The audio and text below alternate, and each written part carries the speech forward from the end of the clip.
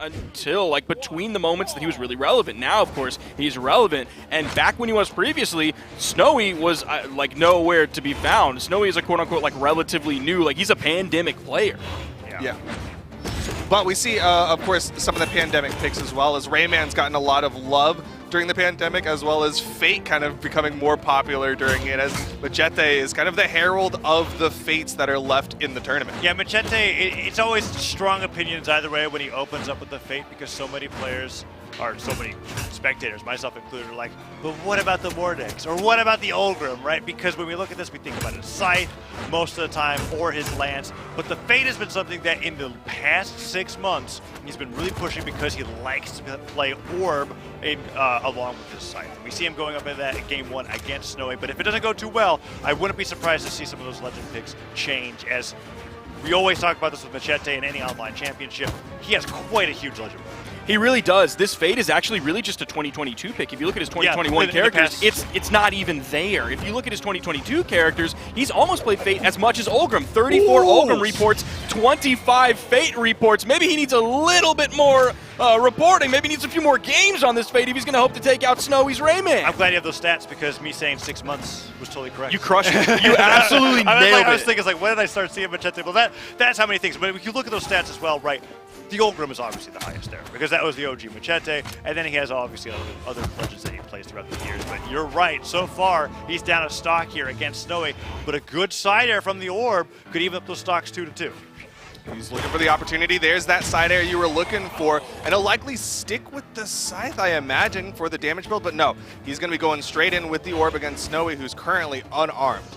See him running all the way to the right side of the stage. The weapon spot comes in there, doesn't immediately go for it, grabs it pretty quickly, gauntlets in hand. It's going to be like the range, but also some close-up options from Machete's Orb against mostly close-up options from Snowy. Struggling a little bit to get in, does find a nair, but nothing really after it. Reaching up a lot with these neutral airs. There's not a lot of damage being added up very quickly, but it's definitely in the favor of Machete so far. It's been like probably almost 10 hits at this point to Snowy's single neutral air on those gauntlets, but now, oh, I take it back. I take it back, boys. He's added up that damage so quickly now that he has an axe. Basically even. Yeah, 3 nairs and a down air. That's enough to get anybody into deep orange. And now he's in red with that D-Light ground pound, unarmed side light. Snowy picks up the gauntlets once again from Machete after all of that hard work that he put on the Orb.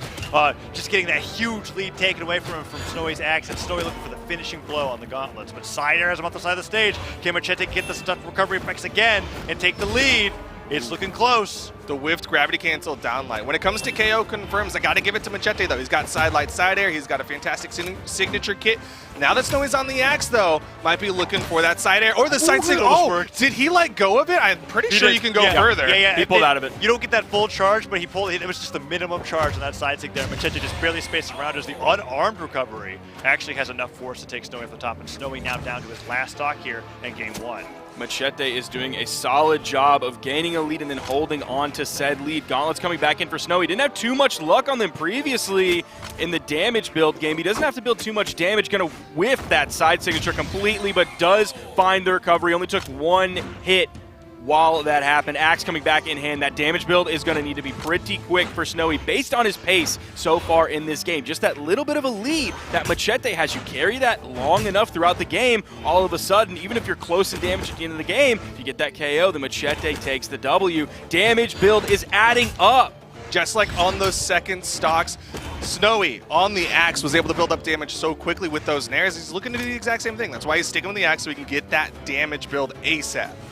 Oh, side light, side air coming through there as Snowy gets Machete even deeper into orange. One more good hit from the axe, and he's in red, and then Snowy can start throwing out any kind of signatures. Hopefully not the neutral signature, but anything else on the axe is fair game there. Machete goes down with that downer, and he can't get anything started with the scythe. I'm really curious, win or lose, what the damage numbers are for Machete's weapons this game and how much of it has actually been orb so far. He's had a lot of orb damage, but like just now when Snowy had the axe right before this version of the axe, the whiff punishes from Machete were incredible. He threw out like 3 side airs in a row. Machete punished all 3 of them, but you see those single hits are so punishing when he has that weapon in his hand. Still weapon control maintained by Machete. Snowy now in the red, gets the side air, not quite enough to immediately send to the blast zone. Gives stage control to Machete, neutral light, sends to the right right side of the stage. Unfortunately, the farthest away blast zone based on them being on the left. This is such a tough spot for Snowy to be in. He has not touched a weapon for almost a full minute because the control from Machete, but he gets the lucky spawn at the top of the map and he throws it away! It's like he spawned the weapon into existence and it just fell out of existence, right? It's Snowy. That's Snowy, dude. That's a uniquely Snowy thing. A property of Snowy's gameplay that has driven many commentators and fans mad alike, right? Because we saw that guy. I was like, you were looking at that, I was like, that's the perfect weapon spawn ever. And then it just fell to the ground, and we were like, what the heck? You just got gauntlets in there. Machete at the very end gets the edge guard and takes the lead in the set, going up 1-0. You see their faces there. Stone cold. Stone cold from Machete. See him just staring at the screen, acting like there's not even a camera in his face. Looking at that first weapon, and there is an immediate change there. Okay, so even though the number is 57 on the screen for these stats for Snowy for Rayman, which is just absurdly high, Ragnar does have a 3. So it is not an unpicked legend this year, but it is a very rarely seen legend from Snowy. He went straight into it, too. Like, he was like, I don't want the gauntlets. We saw him throw it away. That might have been where his head was already at. He's like, I don't want to play gauntlets into Machete. I want the axe from all of the other characters that I play, that Zol as well as that Rayman. But this time, I want the Katars. And if you're looking at his character picks with that Ragnar, he picked it, or he reported it 3 times in 2022. You're like, okay, maybe it's a 2021 pick. He played it 2 times. Yeah, I think you kept going to the stats. It's been 5 times total lifetime, right? Straight up, 2020, nowhere to be found, it's brother. It's a very particular pick here because I think besides Wave God, Katars has not seen a lot of representation here. So the fact that Duke said that that's the weapon that he feels like is the missing ingredient here going up against Machete must mean that he's really bringing out this pocket pick for this specific matchup. And look at this, super far ahead going into Game 2 because of it. I mean, he wants that stack up. Gauntlets are great on the stack up as well, but Katars have so much potential. The downlight, the neutral light, even that side light and the down air are all really great tools for getting in on top of the site. Now, last game did start dragging on a little bit as they were so close towards the end of it, and that's because their seeds in this tournament are so close to one another. Machete is seed 2, Snowy is seed 3. A lot of that is due to Snowy's outside of top 8 placement in the most recent tournament that he played in Spring Championship 2022. So they are so close in seed to one another. These games are going to be so close. And look at that DLI ground pound. I love how you talk about closeness because of the seeds, even though the regions are literally NA versus EU. On the opposite sides of the world. But it's just showing how closely matched these regions are tending to be because Machete and Snowy are looking like they're playing. It's as if they could have played 13 million games in NA, right? And that's how close it is between these two based on where they are seated. And here we go into Game 2, where Machete is even stocks, but he is I think that downer makes him an axe side air away from losing this stock. I think it might take a little bit more than that, but Machete is just like, I don't have to take damage if I don't want to. He's putting out some good damage, keeping Snowy on that corner, avoiding the axe options, and now Snowy back to the Katars. This is the thing that he switched to Ragnar specifically for. Now, I think he was looking for that side air when he had the axe. He didn't throw out a single attack because Machete was to his left and the blast zone was to his right. So he was just going to wait and not possibly whiff an attack that wouldn't KO because the farthest blast zone would have been the one he was facing towards. Then he swaps over to the Katars, seeing a lot more pressure coming out, but he's taking some punishment. He's not finding the KO moves that he needs. Again, he's closer to the blast zone than Machete is, gets through him, but Machete adds up damage. Now, on the left side, Snowy is closer to the blast zone than Machete is. Look at Machete's positioning. He is always putting himself closer to the farthest blast zone. Yeah, and that side air is such a great punish here. And you were talking about that slowdown that happened towards the end of game number 1 that really worked out in Machete's favor. The weapon throw, knocking him into the side air as well. It's working out so well for Machete where he's really forcing Snowy to play at the pace of his game. And look at that, that's probably the 5th, 6th side air that he's gotten while being at a amount of damage where any axe side air would have knocked him out already. And he's still on the board here with 2 stocks. Yeah, you can see Snowy is definitely struggling to finish the stock. Even just a moment ago, tried to do a turnaround recovery to get it closer to the box, and that time he'll connect with the recovery, but he doesn't have a lot of health to play with. He needs to try to get that extra credit if he wants to get the advantage against Machete here in game number 2. Now we're seeing this game extend similarly to the previous one, and it's not because they're playing passively. If you look at the numbers from the previous game, 661 damage from Machete, 583 from Snowy. That means Machete had to do 230 damage per stock. Snowy had to do 194. Those are big numbers. So they're doing damage to one another, but their positioning with regard to the blast zone near them means that those larger numbers, those inflated numbers, have to exist because their positioning is so good. They're putting themselves so far away from the blast zones. Machete. The damage numbers are so close against each other right now. Snowy, will he switch over to the axe? No. The guitars have not been getting into the orb so well, and these two players against each other, it's been guitar nair in exchange for orb side air, and then they go back, and now Snowy oddly on this position on the ledge here where wall slip is getting totally up. I mean, he's almost to those 3 exclamation points. He could still be there if he's not careful. Okay, he gets onto the stage, gets the neutral light, gets the recovery, and Machete has to throw that weapon to cover himself, and Snowy dodges it, gets some extra damage in, and now they're both in orange. Snowy very actively is trying to play the guitars against Machete. Got the dodge down, but he was busy dancing around, waiting for the reaction, didn't have the speed. And now Machete, with the orb in hand, has the opportunity. More sidelight Sayers, and he could be taking game number 2. Coming in 5 minutes into this game, they are so close. Even though it started not so close, it ended up in the area that we're at with both players very much in the red. We need Snowy to get a weapon here if he's going to have a chance at knocking out neutral air. Oh man, this is so close. Recovery hits. One more of those higher above the stage will get it, and it does. Snowy takes game 2 and evens up the set 1-1. And Duke, more to your point about how like when he was dash dancing back and forth after the neutral light hits, something that some players will do, and I think that's what Snowy was doing there, is like they'll prime a reaction where they're like, okay, I'm going to try to react to anything except for the dodge down. And that may have been what was happening there, where it's just kind of like, that's the one thing I wasn't expecting him to do. But he still manages to get the win there with that double recovery towards the end. I'm so curious what the thing is about the guitars that is what he wants against Machete. Sure, again, I pointed out how great it is on the stack, but we're not seeing like the big, long, extended guitar strings that we're used to wanting from guitar players, like side light, down air, or anything like that. Instead, it's been like recoveries from the guitars that finish off stocks a little bit earlier. I think Snowy's maybe just relying on some of the safety of the moves, not necessarily their destructive power or the ability to string and add up damage quickly. It's those lower startup frames, those lower recovery frames, and he's just extending that over a very long match. Again, I'm going to say how close this is 1,000,000 times because it continues to be true. The damage, 647 to 637. The damage per engagement, Tazza, that you were stressing in a previous set, 24 to 25. Okay, that's one away. That's one away. That's literally true. as close as possible. Look at that dude. Already improving on the math side here at the desk. Yeah. But yeah, we got Machete and Snowy going up into game 3, and it's already, I imagine that damage per engagement to stay just as close after this because they are so close, so evenly matched here in what damage that they're getting in. As you said, Duke, when he's playing with the guitars, he is playing those guitars very much in a way where he's just like, I'm getting my neutral light, I'm going back to neutral. I'm getting my nair, I'm going back to neutral. He's chipping him away until he can get that knockout. That down sig, highly committal, but still not risking losing that stock as well. The orb recovery comes through and Machete catches him off guard with that pickup recovery. Yeah, not as safe of an option. He tried to make it safe with that weapon toss down, but you are also seeing, like Tom said, just a little bit safer or more aggressive options when going for those KOs. He'll find it with the unarmed, and he's probably going to throw this away and hope for the guitar spawn. There it is. Wow. Yeah, he really is sticking all the guitars with the Ragnar pick. Machete.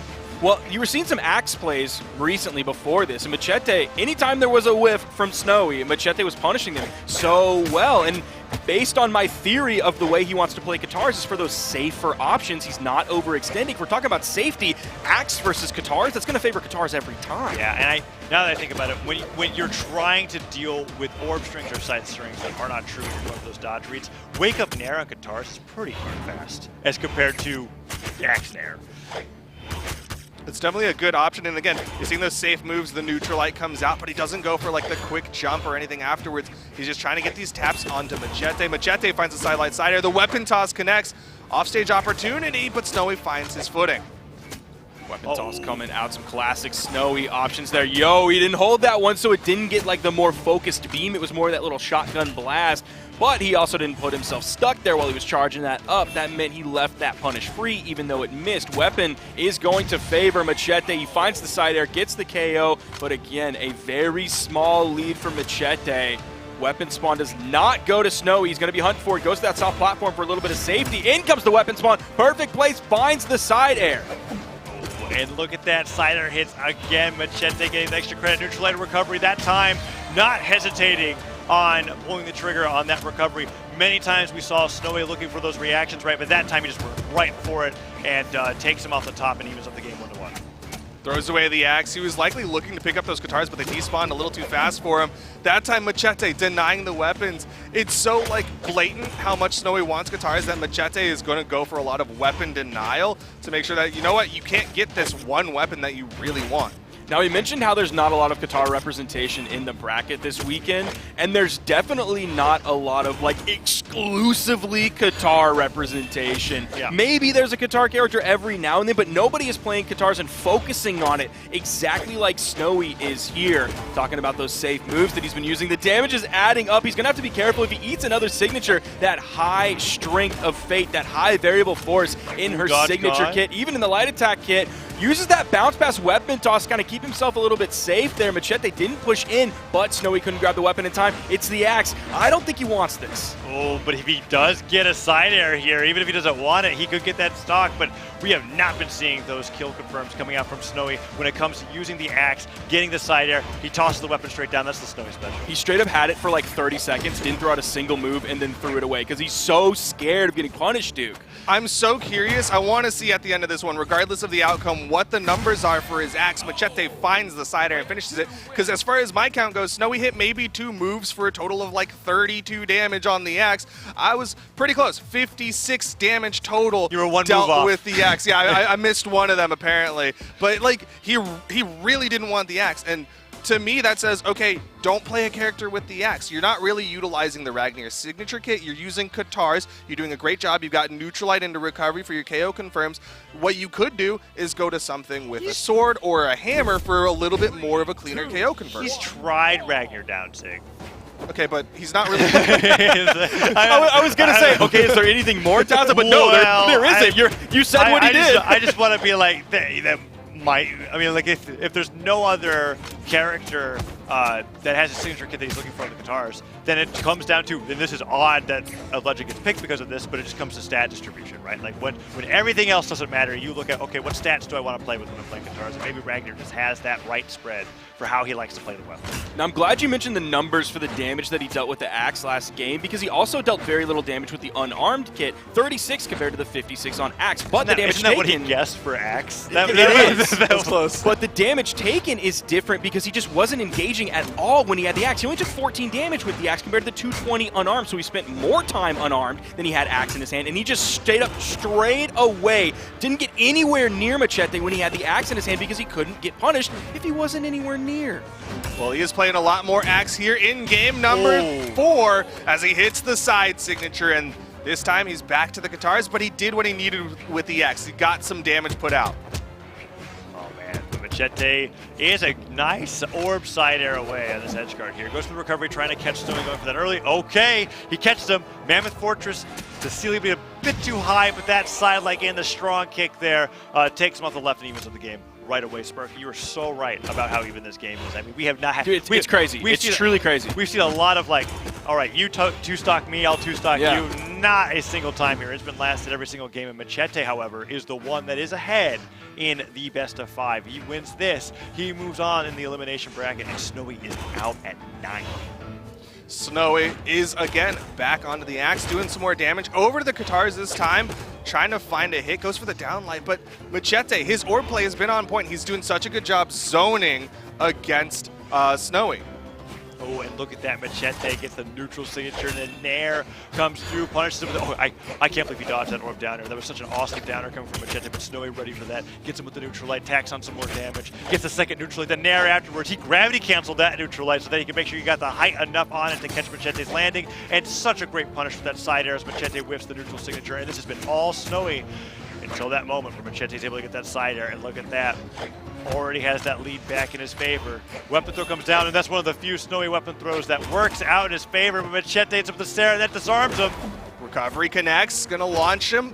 Goes for just a neutral air. That's not a KO tool, but the side air is. Gonna have control of the weapons here. Also gonna have control of the stage. That soft platform is not gonna be above the stage for Snowy to come back on. It went all the way to the right side. So he's gonna have to be on the same level as Machete. Can't use that platform too much, at least initially on spawn for safety, but you see him retreating all the way to the right side of the stage. Comes in, goes for a dare, whiffed, immediately back to the right side of the stage. What is it about the axe that makes Snowy so evasive, right? Like it's so hard to hit him with that. I'm still reeling from that 14 that you said when he was holding X, because it's been so hard for him to get him. But when Snowy gets the hits in, he makes sure he gets right back out. That, a rare whiff coming out from Snowy on the neutral light, means that Machete gets a side air and already has tacked on more damage than he has against Snowy's axe in the previous game. And that is even better extra credit here, as Machete is moving closer and closer to getting a 3-1 over Snowy. Go with a nice side air. Goes down there. That's twice Snowy's gone in for the unarmed and just kind of mispositions. Machete finds that recovery. Snowy with a neutral air. That's not even going to be enough to put Machete off screen. He needs to finish this stock off ASAP. I think the answer to your question about what makes him so elusive is he just straight up has a different game plan when the axe is in his hand. Even when he's unarmed, he goes in and will throw out an attack. When he has guitars, he'll go in and do a signature. He'll even up the stocks here. But if he had axe in his hand, no way. He's on the left side of the stage, all the way on the edge. He's on the right side of the stage, all the way on the edge. He's jumping, he's jumping, he's jumping, waiting for Machete to throw out a move so he can punish. Now he has a second set of guitars, strips the weapon away, has his weapon of choice. He's finding the damage here. Oh, that was so close. He even went for the bigger force option of the D-Light into the GC neutral heavy, and it wasn't enough. The side light, not enough. Snowy uses the down air for distance, dodges through the weapon throw, gets the neutral light. He goes for the neutral, he's going for the spike, and Machete doesn't fall for it, gets the uppercut, takes him off the top, and Snowy is out at 9th, and Machete moves forward with the 3-1.